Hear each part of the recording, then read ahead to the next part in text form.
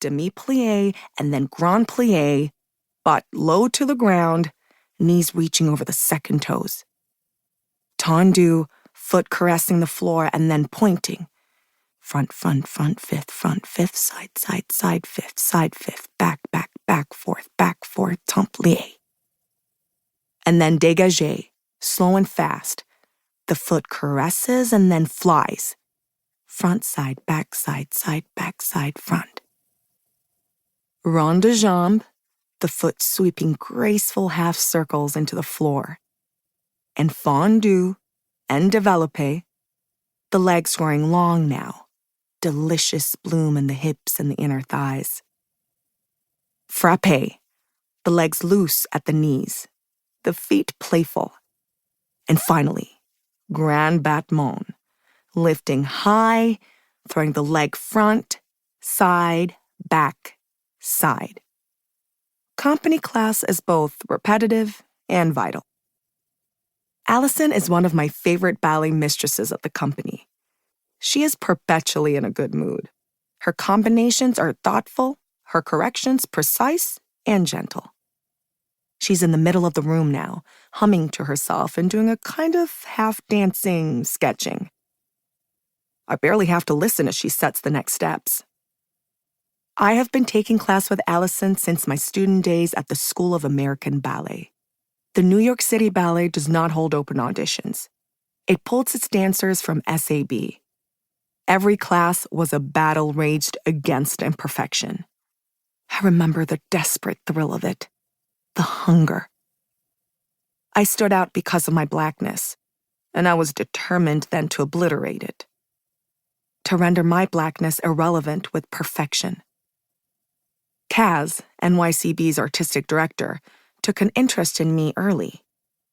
He would slip into a class of young dancers, study us with his trademark stare, and he'd stop in front of me, watching me up close, very rarely offering a correction, only looking.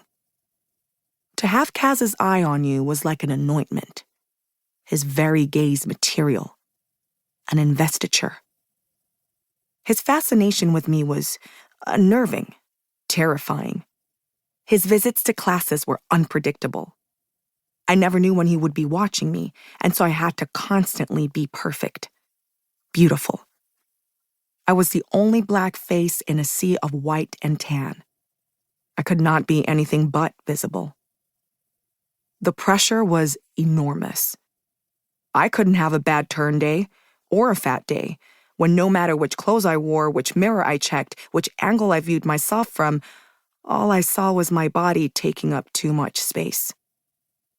When my knees started to ache, I couldn't sit out for the big jumps at the end of class. I was a brick brown kid from Brooklyn. There were people around me, students and faculty alike, waiting for proof that I couldn't be graceful, that I was too heavy, too muscular, that my feet were too big, too flat, that I wasn't classical. Ballet has always been about the body, the white body specifically. So they watched my black body, waited for it to confirm their prejudices, grew ever more anxious as it failed to do so again and again. I mark the little flourishes, the movement phases with my hands and feet, and then my body knows what to do. This has always been a skill of mine, remembering. I have been doing this routine, or variations thereof, every day for 17 years. It is as ingrained in me as the movements required for tying my ribbons. I don't have to think about it. Instead, I return to a favorite daydream of mine. I see the curtains rising, and the violin concerto is inflating, an orchestral bubble, and I can never work out whether it is I who appears first or my brother. Dwelling on Paul is a precious and carefully rationed indulgence. I just want him to see me now. Preparation.